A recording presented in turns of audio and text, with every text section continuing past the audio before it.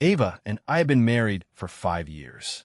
On my actual birthday, she was busy posting a huge announcement on social media about her true love with her male secretary. The caption read, "No matter how many wrong turns you take, true love will always find its way back to you." I hit the like button and shared it to my own feed, which caused her to delete the post within seconds. Then, right in front of all our friends and her secretary Mario, she lashed out at me and claimed I was being too sensitive to take a joke. In the past, I would have stormed into her office and beaten Mario into a hospital bed. But after being hurt so many times, I suddenly realized that I simply didn't care anymore. Yesterday was my birthday, and I waited for her the entire night, but she never showed up. Every year before this, she would bring a crowd over to celebrate with me. So I took the day off work and spent hours cooking a massive feast. I worked in the kitchen until 11:30, yet she still wasn't home, and she was ignoring my calls and texts. Eventually, I saw a post on Facebook from her secretary, Mario, showing them out at a wild party. Looking at all that food and the untouched birthday cake, my appetite completely vanished. Ava didn't walk through the door until early the next morning, right as I was clearing away the cold leftovers from the night before. She acted as if she had no memory of it being my birthday. She asked if I had made all the food, and I just gave her a short, silent nod. She offered a weak apology, saying her friends had dragged her out and the date had slipped her mind. The old version of me would have demanded to know how she could possibly forget something so important.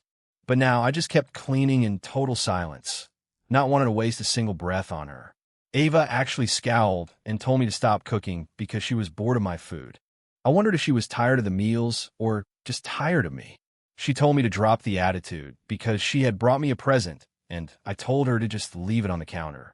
It had become a pattern where Ava would buy me something after every fight, our unspoken rule being that my acceptance of the gift meant I had to stop being angry.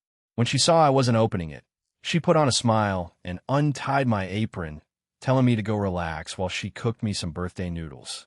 She gave me a little shove toward the living room and headed into the kitchen herself. About 20 minutes later, the distinct smell of something burning reached my nose. I found Ava still sitting at the table, completely distracted and laughing at something on her phone. I ended up going into the kitchen to kill the heat and started over on a new bowl of noodles myself. By the time I brought the food out, she had stepped into the bathroom. Her phone was sitting on the table and lit up with a text that said, "Baby, I miss you so much. Yesterday was incredible. Was it for you too?" Before I could even set the bowl down, she came charging out and screamed at me for looking at her messages. I tried to tell her I hadn't been looking, but she wouldn't let me finish. Ava shoved me so hard that the bowl slipped, and the scalding soup splashed all over my hands, turning the skin a bright, angry red. She just looked at me with a cold sneer and begrudgingly offered to drive me to the hospital. I wanted to say no, but the pain in my hands was so intense that driving myself was out of the question. When I reached for the passenger door, she actually blocked my way and told me to get in the back seat instead. The moment I sat down, I noticed a sticky note on the front seat that read, "Mario's reserved seat." I looked up and saw a photo of Ava and Mario locked in an embrace dangling from the rearview mirror. Ava noticed my silence and assumed I was just brooding about sitting in the back.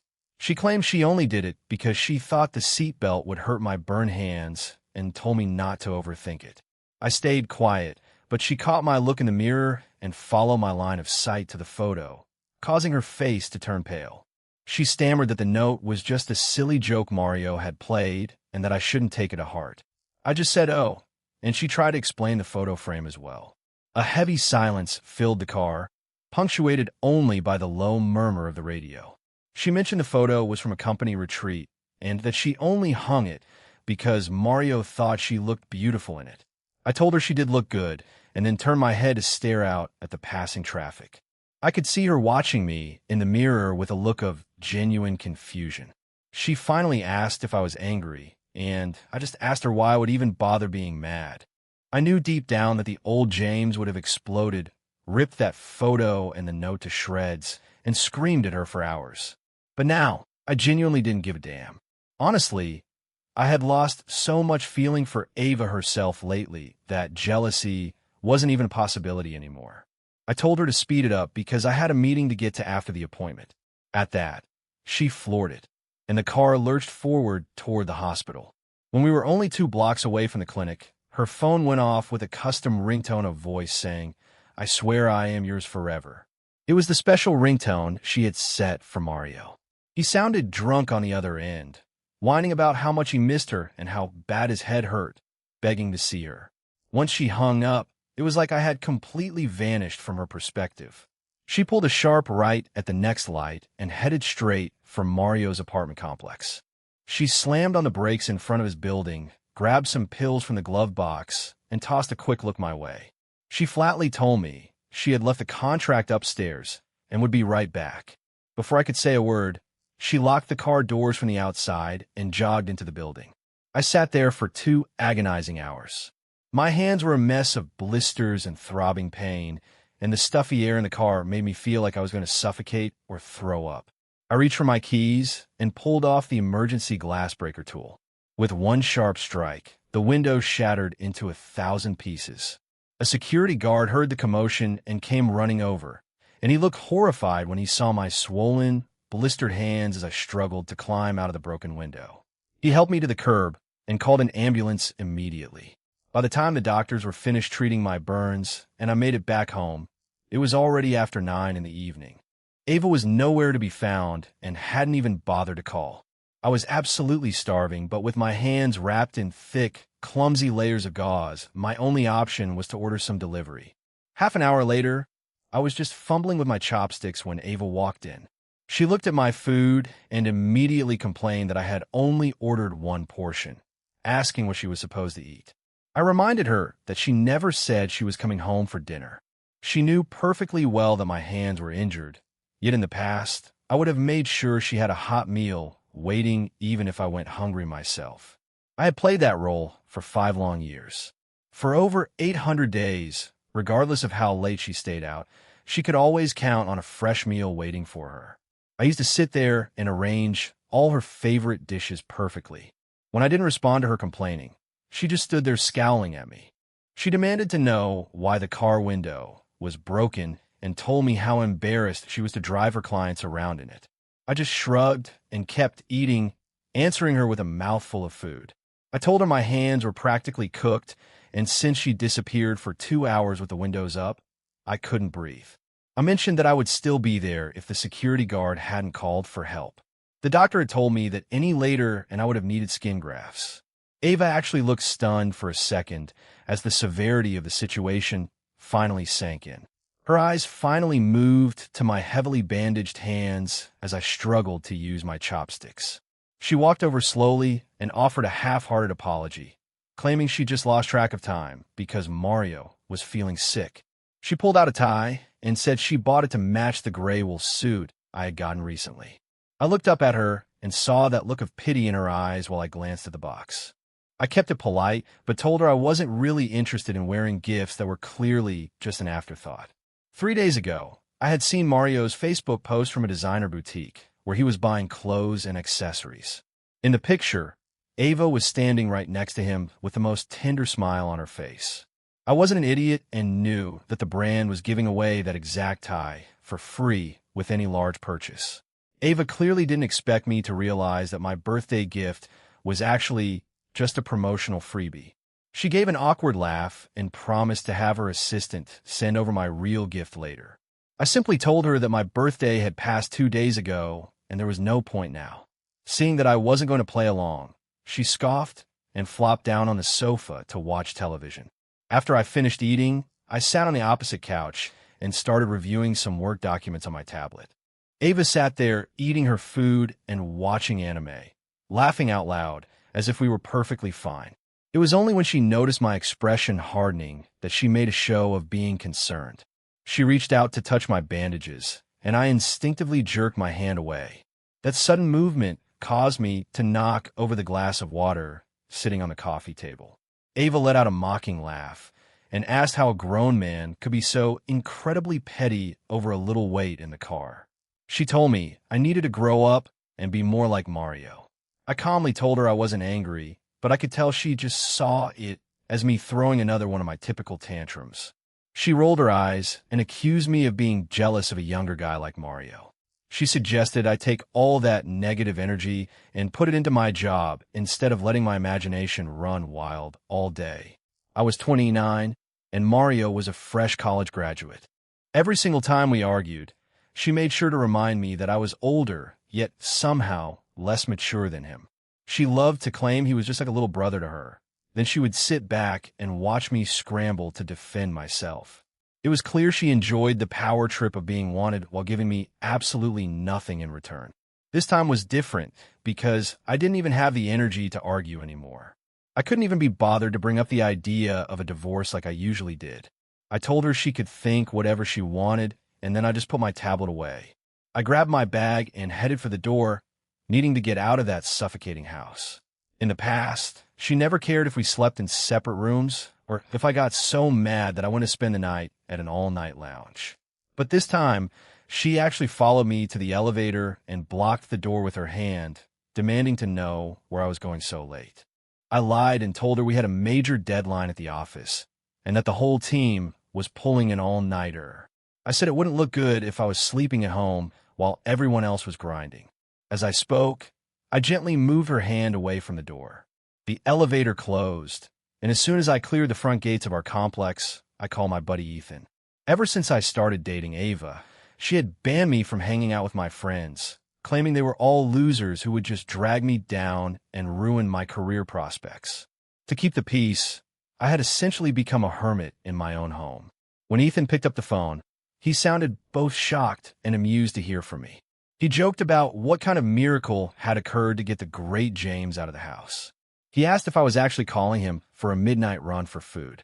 I told him to shut up and just tell me if he was in or out.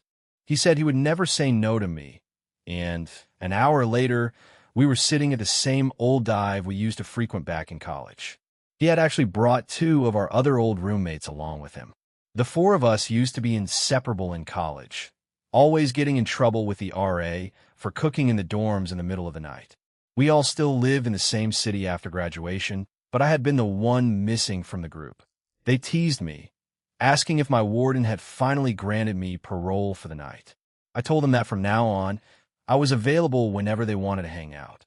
They didn't believe me at first, but I promised I was serious. Since my hand was still messed up, I had to stick to soda while they had beers.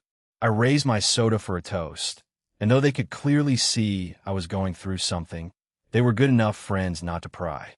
We spent the night catching up on everything from old college stories to our current jobs. It had been years since we all sat together like this, and the laughter didn't stop for hours. My phone lit up on the table with 2 new iMessages from Ava. I didn't even bother to unlock the screen. Ethan caught a glimpse of the notifications and raised an eyebrow, asking if I was really just going to leave my wife hanging like that. They all knew our history and how I had spent our entire relationship from college onwards bending over backward to make sure she was happy. But the truth was, I had reached my breaking point. I ignored her texts and even suggested we keep the night going by heading to a karaoke bar. It was 4 in the morning by the time I finally drifted back home. Ava was still on the couch watching her shows, and she gave me a quick look as I walked in. I didn't say a word and went straight for the shower. When I came out, she followed me into the bedroom, dropped her nightgown, and tried to get intimate with me. For a second, I just stood there frozen.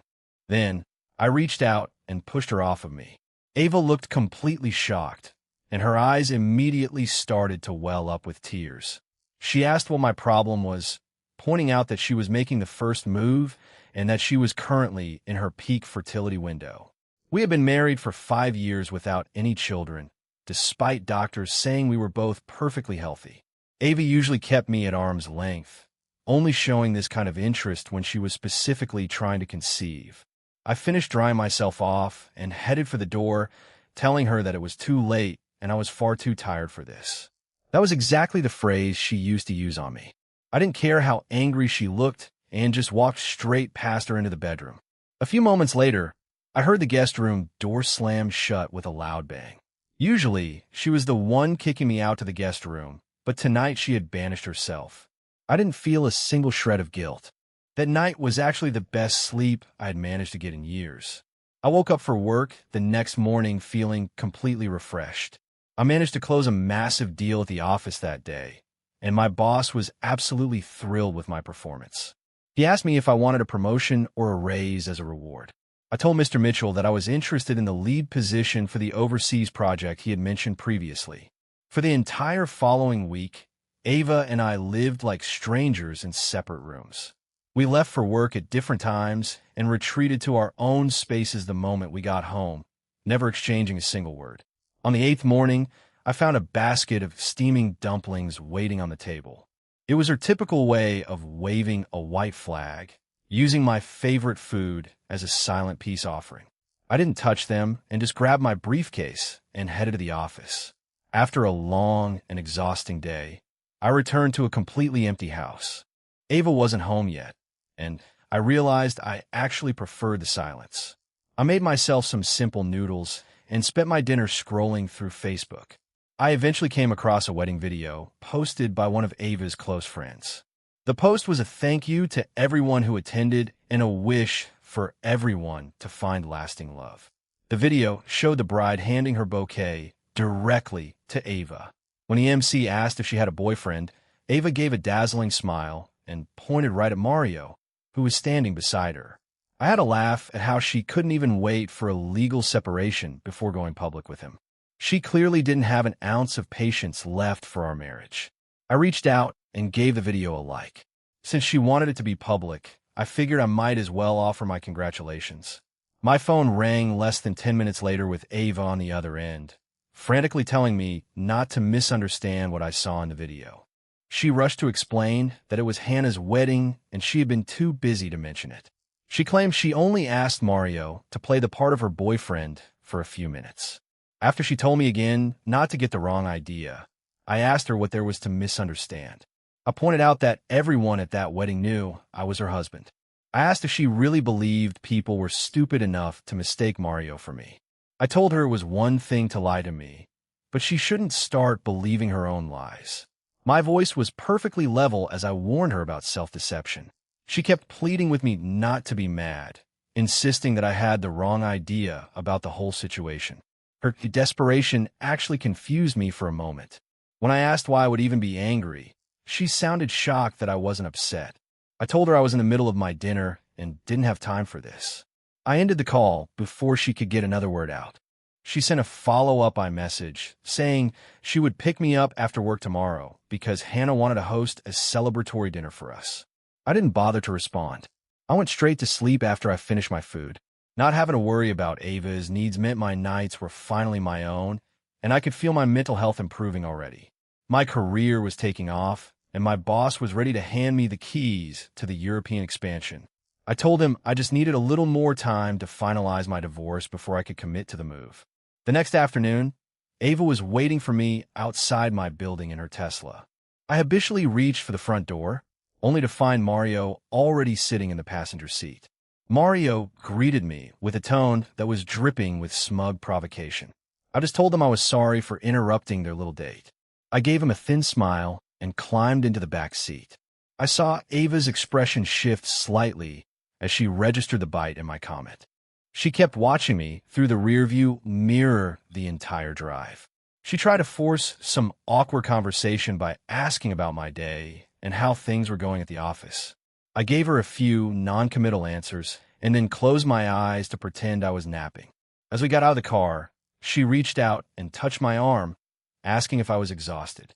I just told her that work had been demanding and walked toward the restaurant without waiting for her. I heard her give a small sigh as she trailed along behind me. The moment we walked into the private room, Hannah rushed over and made a big scene about how much she regretted that I couldn't make it to the ceremony. She insisted I sit down right away.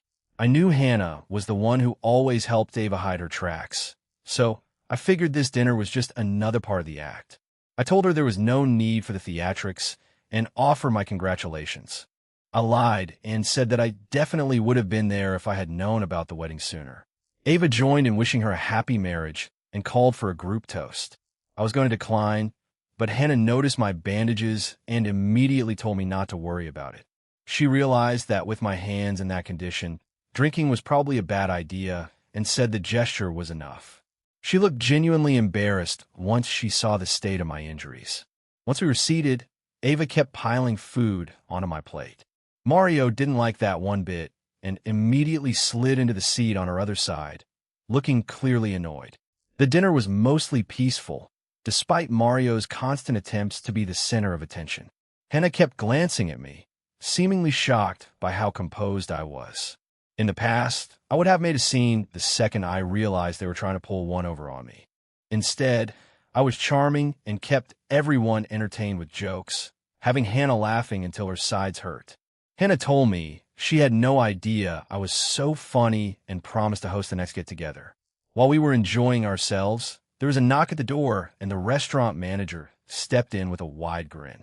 After checking if we liked the meal, he casually asked if Ava wanted to put the bill on the joint membership card she shared with Mario. The room went dead silent in an instant. I could feel everyone at the table slowly turning their eyes toward me to see my reaction. I just smiled and told him to put on the card. I mentioned that since I hadn't brought a wedding gift for Hannah yet, the least we could do was pay for the dinner. I excused myself to the restroom, and Ava was on my heels immediately. She sounded uncharacteristically panicked as she tried to explain that they only had a joint card because they entertained clients at this place so often. She told me it was just a convenience thing and begged me not to read into it. I just shook my head and asked her if she really thought I was that small-minded. I didn't give her a chance to say anything else and walked into the restroom. By the time I made it back to the table, the group was in the middle of a round of toasts for Mario. Ava was acting like his personal bodyguard, standing in front of him and taking every drink that was offered. That sight triggered a very specific and painful memory for me. Almost exactly a year ago, we had been in this same room for dinner. Her friends had spent the entire night relentlessly pressuring me to keep drinking. As the night went on, I started having severe stomach cramps and was breaking out in a cold sweat. Ava didn't offer a single word of comfort, only mocking me in front of everyone. She had asked how a grown man could be so weak over a few drinks. She told me to stop faking it because I was ruining everyone else's fun. Eventually, she and her friends had actually held me down and forced more alcohol down my throat. By the time we left, my face was completely drained of color. I collapsed the moment we got outside and vomited up blood right on the sidewalk. At the emergency room, the doctors informed us that I had a severe alcohol intolerance. Between the intolerance and my poor eating habits, the forced binge had caused a perforated ulcer. Instead of being worried while I lay in my hospital bed, Ava actually started yelling at me. She told me I was pathetic for ending up in the hospital over a few drinks. She ranted about how I had embarrassed her in front of her friends and called me a worthless burden. That memory hit me like a physical blow, and all the rage I'd been suppressing for a year started to bubble up. I didn't say a word to anyone. I just turned around and walked out of the restaurant. I had barely sat down at home when Ava burst through the door in a total rage. She glared at me and demanded to know if I had completely lost my mind. She screamed at me for walking out without saying goodbye to anyone. She accused me of intentionally ruining Hannah's celebration just to be difficult. I just kept my head down and let her scream. She slammed her keys onto the table and told me that if I hated her friends that much, we might as well just get a divorce. This was the third time she had threatened me with divorce. The first time happened right after Mario started working for her when I caught them being way too close for comfort. I had thrown my drink at him in a fit of rage, and she coldly told me that if I was going to be that insecure and jealous, she was done with me. I had a complete breakdown and begged for her forgiveness, even writing her a 10,000-word apology just to get her stay. The second time was when I saw them leaving a hotel together, and I completely lost it, screaming at them in the parking lot. She went straight to the divorce thread again. I literally got on my knees and sobbed, begging her for one more chance, and promising I would never be jealous of Mario ever again. And here we were at the third time. But I was tired of following her script, so I simply said, fine. That single word seemed to freeze the air in the room. It became so quiet that you could have heard a pin hit the floor. Ava's breath hitched, and the look of pure shock on her face was unmistakable. She asked me to repeat what I had just said. I told her again that I was agreeing to the divorce. I reached into my bag to pull out the paperwork my lawyer had already prepared. Ava suddenly snapped and started hurling everything on the table at me, including her keys. She screamed at me, demanding to know if I was actually serious about leaving her. I looked at her with genuine confusion and reminded her that she was the one who brought it up. She stared at me for a long moment before letting out a high-pitched, frantic laugh. She mocked me, asking if I was trying to act tough or play some kind of psychological game with her. She sneered that my little tricks weren't going to work on her. Her voice was full of pure contempt, as if she was certain she had me all figured out. She snatched her purse and stormed out, slamming the door behind her. She stayed away for an entire month, during which time she didn't call or text even once. It was as if she had simply vanished from the face of the earth. I found myself adjusting to her absence much faster than I expected. My life suddenly felt so much lighter and more peaceful without her around. Then, early one morning, just before dawn, my phone started buzzing. It was Hannah calling to tell me that Ava was wasted and wouldn't stop crying. She begged me to come to the bar because she couldn't handle her alone. I flatly told her to call an Uber for her because I was already in bed. I even suggested she call Mario to come help if Ava was too much to carry. I thought to myself how helpful I was being by giving them another chance to be alone together. I practically deserve a medal for it. But despite my suggestion, the drunken mess somehow ended up back at our house anyway. She started screaming at me the second she got through the door, calling me heartless. Once she ran out of insults, she just sat on the edge of my bed and stared at me in total silence. It was impossible to sleep with her watching me like that. From that night on, Ava seemed to undergo a total personality shift. She started coming home right after work and began sending elaborate snacks to my office. She always sent enough for my entire department to share. In the old days, I would have read so much into it and treated any little thing she gave me like a precious treasure, posting all about it on Facebook. But now, I didn't post a single thing regardless of what she sent. She acted as if the word divorce had never crossed her lips, as if that night had been nothing but a bad dream. But ignoring reality doesn't change it. I made a quiet appointment with my lawyer and started getting all my affairs in order. That Friday, Ethan insisted on taking me to his company's new private lounge. The place was so over the top and fancy that I actually got turned around in the hallways. I was standing outside one of the private suites, trying to find my bearings, when someone suddenly grabbed me from behind in a tight hug. It was Ava, and she asked if I'd come there specifically to find her. I was genuinely stunned to run into her in a place like that. She looked absolutely delighted to see me. In the low, hazy light of the club, she almost looked like a different person. She told me she had just called me and was about to leave since I hadn't answered, but now that we were together, she wanted me to stay. She pulled me into the suite before I could even respond. Mario was already inside and stood up to take her hand, clearly thinking she had come back by herself. The moment his eyes landed on me, his smug grin completely vanished. He asked me what someone like me was doing in a high-end club. He made a pointed comment about who I could possibly be here with. He gave me a condescending look that was full of silent mockery. He mentioned how Ava told him I was just a boring homebody who spent all his time cooking and waiting for her to come home. He acted surprised that I had finally learned how to have a life. My eyes fixed on a necklace he was wearing, and I felt a cold weight settle in my chest.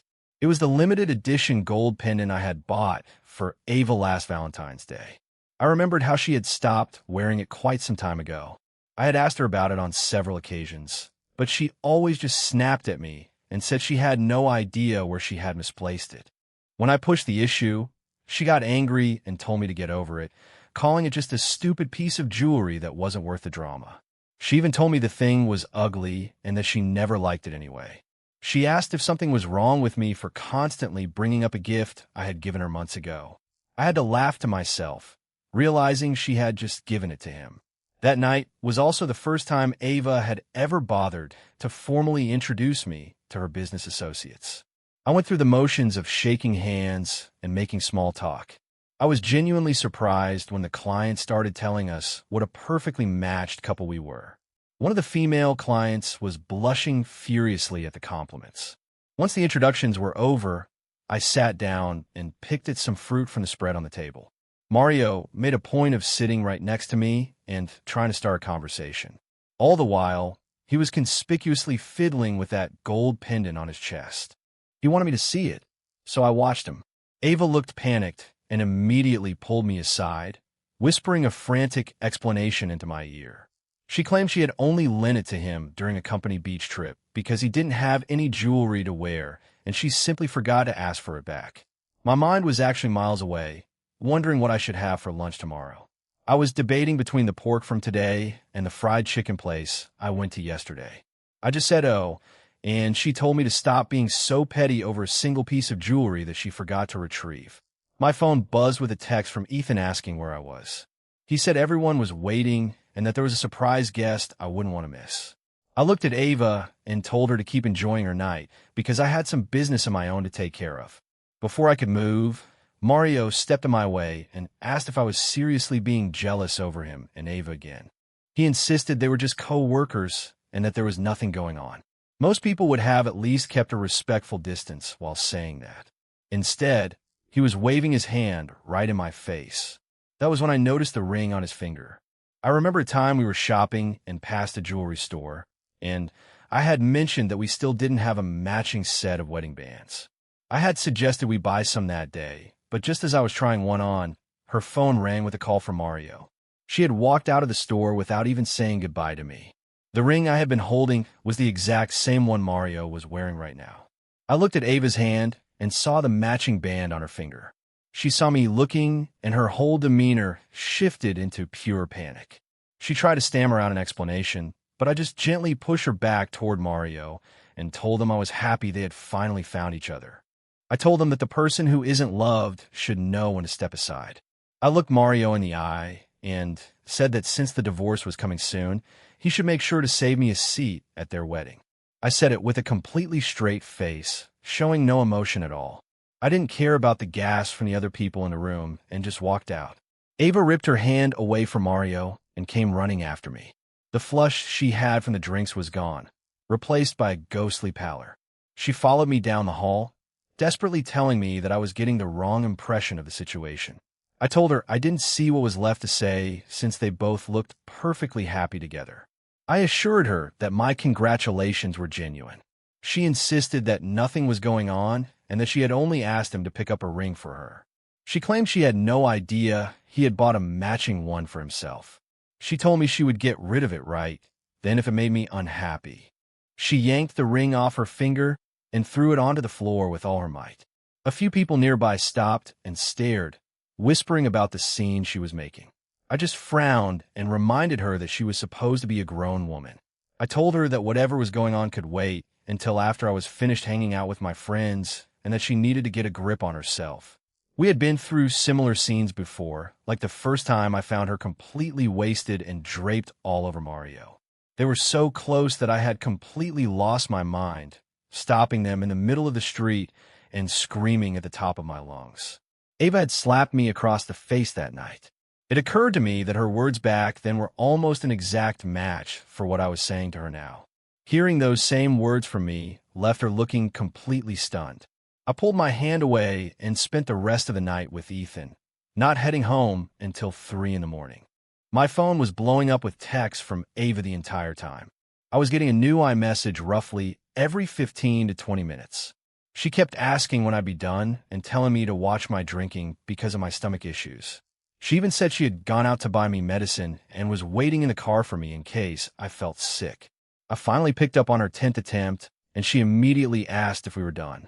She told me she was downstairs and was coming up to get me. I told her I'd already left with my friends and that she should just go home. She assumed I was lying just to spite her and refused to believe me, insisting that she was coming up to find me. To prove I wasn't there, I had to ask a female colleague I ran into at the lounge to speak to Ava on the phone for a second. Ava and I started dating during her junior year of college. Even back then, she knew that I had almost ended up with a girl named Kelly who was a year ahead of us. I was worried she might recognize Kelly's voice and get even more worked up, so I hung up the phone as quickly as possible. After we left the lounge, the guys and I spent the rest of the night at an all-night arcade and didn't call it quits until the sun came up. After parting ways, I headed straight to my favorite breakfast spot. I had spent so many years making breakfast for Ava that I had almost forgotten my own love for a good breakfast burger and hot soup. I had just plugged my phone into a portable charger when it started buzzing uncontrollably. Ava's name was flashing on the screen again. I wondered what the drama was this time. She was sobbing so hard she could barely breathe, asking me where I was. I told her it was 9 in the morning and that I was obviously at the office. She screamed that I was a liar because she was standing right outside my building and knew I wasn't there. I rubbed my temples and sighed, wondering what she was trying to achieve. I asked her if she didn't have a job to go to or projects to manage, and I reminded her that my location was none of her concern. She could hear the annoyance in my voice and quickly tried to soften her tone, saying she just wanted to pick me up. She begged me to come home so we could finally talk things through. I figured that since I was going home anyway, I might as well let her drive me. I told her the name of the breakfast place I was at. She said she knew exactly which one I meant and told me not to move until she got there. It was surprising that she actually remembered my favorite spot. She arrived a few minutes later, and when I went for the back seat out of habit, she leaned over and pushed the passenger door open, telling me to sit up front. As soon as I got in, I saw that the photo of her and Mario was gone and the reserved seat note had been ripped off. She told me she had thrown it all away and begged me not to get the wrong idea. She started to say it was all just a joke, but I cut her off and told her it didn't matter. She suddenly slammed on the brakes and turned to glare at me, asking me to repeat myself. I told her very clearly that I didn't care about whatever she was doing with Mario, so there was no reason for her to keep explaining. I was exhausted from being up all night, so I closed my eyes and went silent. She could tell by my tone that I wasn't just saying it to be dramatic. I was dead on my feet when we got home, and I slept like a log until noon. I walked out into the kitchen and was shocked to see Ava actually cooking. She had laid out a spread of pizza and pasta. She told me she had ordered from my favorite place and looked at me with hopeful eyes, asking if I liked it. I looked from her face to the food on the table and couldn't help but let out a dry laugh. I asked her what kind of game she was playing now and if she was trying to poison me. She didn't even notice the mess on her clothes as her eyes filled with tears. She sobbed that she had done this all for me. I couldn't help but remember this time last year when Mario had to drop her off because she was too drunk to drive. She had demanded I make her a burger the moment she got home. I did it, but she just took one bite, made a face, and told me it was the most disgusting thing she had ever eaten. She actually spat it out and threw the whole plate in the trash. I knew she only did it because Mario had made a comment about how much we seemed to love each other. She had seen a flash of loneliness in Mario's eyes and decided to hurt me just to make him feel better.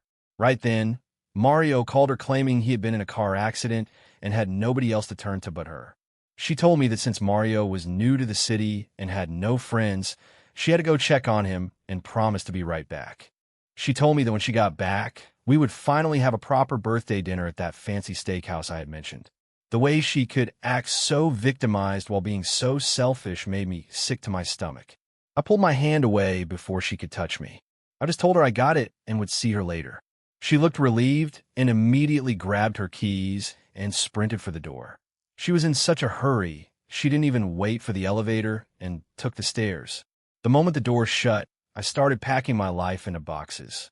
I didn't own much, so it only took a single suitcase and a backpack to fit everything I cared about. I took the only 3 gifts she had ever given me over our entire marriage and lined them up on the dining table. Right next to them, I placed the divorce papers and the property settlement. My signature was already at the bottom of every page. I took one final look around the apartment before stepping out. Once she realized I was serious about the divorce, she started calling me incessantly, completely losing her mind. When she finally got home and saw that all my belongings were gone, she supposedly collapsed on the floor in tears. I knew her better than anyone, and Ava was inherently cold. It took her less than 3 months to completely move on from our 5 years together. She stopped the charade of the grieving wife and started dating Mario openly, showing him off to anyone who would look. Their Instagram and Facebook profiles became a constant stream of their romance. Every post was a new photo or video of them being intimate with each other. 3 months after leaving her, I felt like a human being again. I was no longer that hollow, numb version of myself. I didn't have to get up at dawn to cook for her anymore and could finally live my life exactly how I wanted. The constant pressure to please her, only to be told I had failed, was finally gone. I felt no jealousy and my mind was finally clear. I started actually enjoying my days again. It wasn't long before the firm promoted me and offered me a transfer to our London office. One night, Pete and Ethan took me out to a nice steakhouse for a farewell dinner before my big move. We were having a great time until Ava and Mario walked in. She spotted me immediately and marched over, grabbing my arm and trying to pull me out of the restaurant. Thankfully, Kelly was there to step in and block her, giving me a chance to shake her off. I asked Ava what the hell she thought she was doing. Before she could answer, Mario started shouting and pointing at me, accusing me of being unfaithful to Ava with another woman. He yelled that we were still technically married. His words seemed to set Ava off like a bomb. She swung her purse and threw it right at Kelly, calling her a homewrecker and telling her to have some decency. The bag struck Kelly, so I immediately pulled her behind me and told Ava in no uncertain terms to stop her psychotic behavior. Mario tried to open his mouth again, but I had reached my limit. I stepped up and slapped him across the face twice hard. I told him he was nothing but a low-level secretary who had slept his way into his position. I asked him how he had the nerve to call a dinner with a friend cheating. I asked what that made him, since he had been attached to my wife's hip for years. He was so shocked that I had actually hit him that he lost his balance and fell. He looked at Ava and yelled that I had just hit him because of Kelly. He accused me of being in love with her. I looked him right in the eye and told him that he was right, I did like her. I expected that to finally be the end of it for Ava. Her reaction was the exact opposite of what I anticipated. She called me a liar and asked how much longer I planned on keeping up this act. She claimed she knew I was just saying it to hurt her. She told me to just come home and promised she would forgive everything that happened tonight if we just left right now. Before she could finish her plea, I reached out and interlaced my fingers with Kelly's. I raised our joined hands so she couldn't miss them. Ava's voice died in her throat, and she went completely rigid. She clearly couldn't wrap her head around how the man who used to worship her could now look at her with such total indifference. Mario scrambled up from the floor and tried to put a comforting arm around her, but she violently shoved him away. He ended up back on the floor, yelping in pain, but Ava didn't even acknowledge his existence. She just stood there in the middle of the restaurant and started sobbing hysterically. Tears were streaming down her face uncontrollably. After a few minutes, she managed to catch her breath and told me she finally understood. She said she finally realized how much she had hurt me and begged for another chance to make it right. She promised she would change and never hurt me again. I told her the only thing I wanted from her was a signature on the divorce papers. I informed her that I was leaving the country, and if she didn't sign within the week, my lawyers would be taking her to court. With that, I took Kelly's hand and walked out of the restaurant without looking back. Our friends followed suit and left the two of them there. Kelly walked beside me, her cheeks flushed pink. I made sure to keep holding her hand the whole way.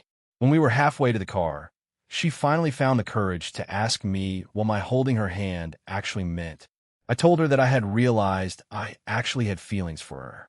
When she asked if I was confessing, I told her yes, I truly liked her. A week passed, and, true to form, Ava refused to sign the papers. I left everything in the hands of my legal team and caught a flight to London with Kelly. 2 months later, my lawyer called to tell me that the divorce was finalized and I was officially a single man again. The finality of the divorce sent Ava into a total spiral.